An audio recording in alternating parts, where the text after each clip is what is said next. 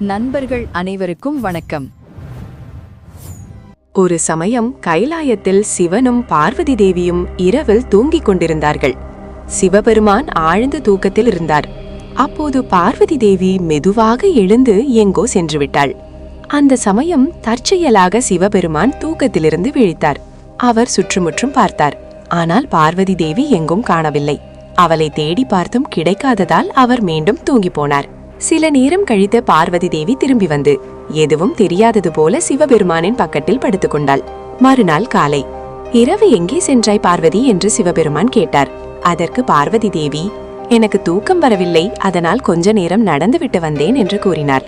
அதற்கு மேல் சிவபெருமான் எதுவும் கேட்கவில்லை. ஆனால் மறுநாள் இரவு சிவபெருமானுக்கு தூக்கம் வரவில்லை. நள்ளிரவு நேரத்தில் பார்வதி தேவி மீண்டும் அமைதியாக கிளம்பினாள்.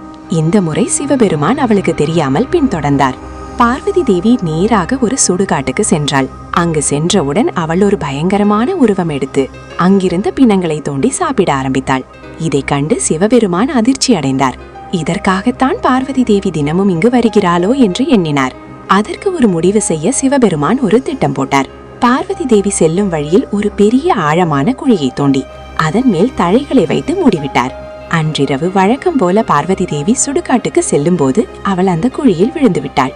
அப்போது சிவபெருமான் அங்கே வந்து நின்றதை பார்த்து பார்வதி தேவி அதிர்ச்சி அடைந்து மன்னிப்பு கேட்டாள். அப்போது சிவபெருமான், உன்னுள் இருக்கும் ராட்சச குணத்தை விட்டுவிட்டு வந்தால் மட்டுமே உன்னை நான் ஏற்றுக்கொள்வேன் என்று கூறினார். அதற்கு பார்வதி தேவி, அப்படியே செய்கிறேன். இந்த குழியிலேயே என் ராட்சச குணத்தை விட்டுவிட்டு வெளியே வருகிறேன். என்னை வணங்குபவர்களுக்கு எப்போதும் நல்லதே செய்வேன் என்று சொன்னாள். அதன் பிறகு பார்வதி தேவி குழியிலிருந்து வெளியே வந்தாள். சிவபெருமான் அந்த குழியை மீண்டும் மூடிவிட்டார். அந்த நாளிலிருந்து பூமிக்குள் புதைந்திருக்கும் பார்வதி தேவியின் சக்தியை காட்டேரி அம்மன் என்று மக்கள் நம்புகின்றனர்.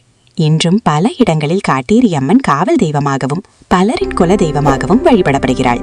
இந்த வீடியோ உங்களுக்கு பிடிச்சிருந்துச்சுன்னா லைக் பண்ணுங்க. நீங்களும் காட்டேரி அம்மனை வழிபாடு செஞ்சிருந்தீங்கன்னா நம்ம சேனலுக்கு சப்ஸ்கிரைப் பண்ணிடுங்க. நன்றி.